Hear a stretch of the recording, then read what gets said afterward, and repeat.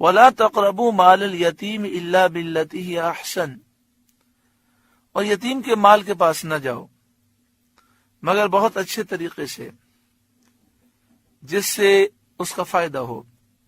یعنی یتیم کے مال کو اگر کسی اچھے کاروبار میں لگاؤ جس سے اس کے مال میں ترقی ہو تو وہ الگ چیز ہے، لیکن یتیم کے مال کو نقصان پہنچانے کے لیے قریب نہ جاؤ. یتیم کے مال کو نہ کھاؤ، یتیم کے مال کو کھانا حرام ہے. حتی یبلغ اشدہ، جب تک وہ اپنی جوانی کو پہنچے. یعنی مال سنبھال کے رکھو، جب وہ جوان ہو جائے اور مال سنبھالنے کے قابل ہو جائے اس وقت اس کا مال اس کے سپرد کر دو. وَأَوْفُوا الْكَيْلَ وَالْمِيزَانَ بِالْقِسْطِ، اور ناپ اور تول انصاف کے ساتھ پوری کرو. لا نکلف نفسا الا وسعها، ہم کسی جان پر بوجھ نہیں ڈالتے مگر اس کے مقدور بھر. ہم کسی جان پر بوجھ نہیں ڈالتے مگر اس کی طاقت کے مطابق. یعنی جتنے شرعی احکام ہیں ان پر عمل کرنا انسان کے بس میں ہے اور اس کی طاقت کے مطابق حکم ہے. وَإِذَا قُلْتُمْ فَعْدِلُوا، اور جب بات کہو تو انصاف کی کہو. وَلَوْ كَانَ ذَا قُرْبَى، اگرچہ تمہارے رشتہ دار کا معاملہ ہو. وَبِعَهْدِ اللَّهِ أَوْفُوا، اور اللہ ہی کا عہد پورا کرو. اس آیت کریمہ میں یہ بیان کیا گیا کہ یتیم کا مال کھانا حرام ہے، ناپ تول میں کمی کرنا حرام ہے، نا انصافی کی بات کرنا حرام ہے، وعدے کی پاسداری نہ کرنا حرام ہے. تو یہاں یہ حکم دیا گیا کہ یتیم کے مال کی حفاظت کرو، ناپ تول کو پورا کرو، انصاف کے ساتھ جب بھی بات کہو سچی کہو، انصاف کی بات کہو، اور اللہ تعالی سے کیا ہوا عہد پورا کرو. ذالکم وصاکم بہ لعلکم تذکرون، یہ تمہیں تاکید فرمائی اللہ تعالی نے کہ کہیں تم نصیحت مانو. وَأَنَّ هَذَا صِرَاطِي مُسْتَقِيمًا، اور یہ کہ یہ ہے میرا سیدھا راستہ. ان دو آیتوں میں جو احکام بیان کیے گئے یہ سیدھا صراط مستقیم ہے. فَاتَّبِعُوهُ، تو اس پر چلو. وَلَا تَتَّبِعُوا السُّبُلَ، اور راہیں نہ چلو، اسلام کے راستے کو چھوڑ کر دوسری راہ پر نہ چلو. جو بھی اسلام کے خلاف راستہ ہے، چاہے یہودیت ہو، عیسائیت ہو یا اور کوئی باطل دین، سب باطل راستے ہیں.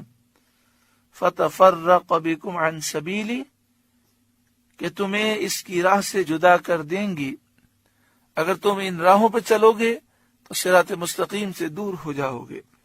ذَلِكُمْ وَصَّاكُمْ بِهِ لَعَلَّكُمْ تَتَّقُونَ، یہ تمہیں حکم فرمایا کہ کہیں تمہیں پرہیزگاری ملے، عمل کرو گے تقوی اور پرہیزگاری نصیب ہوگی. ثم آتینا موسیٰ الکتاب، پھر ہم نے موسیٰ کو کتاب عطا فرمائی یعنی توریت عطا فرمائی. تماماً علی الذی احسن، پورا احسان کرنے کے لیے اس پر جو نیک ہے، جو فرمانبردار ہیں ان پر اپنی نعمت کو پورا کرنے کے لیے توریت نازل کی کہ جب توریت پر عمل کریں گے دنیا بھی سنور جائے گی اور آخرت بھی سنور جائے گی. وَتَفْصِيلًا لِكُلِّ شَيْءٍ، اور ہر چیز کی تفصیل، بہدن اور ہدایت، ورحمتن اور رحمت، لعلہم بلقاء ربہم یؤمنون، کہ کہیں وہ اپنے رب سے ملنے پر ایمان لائیں.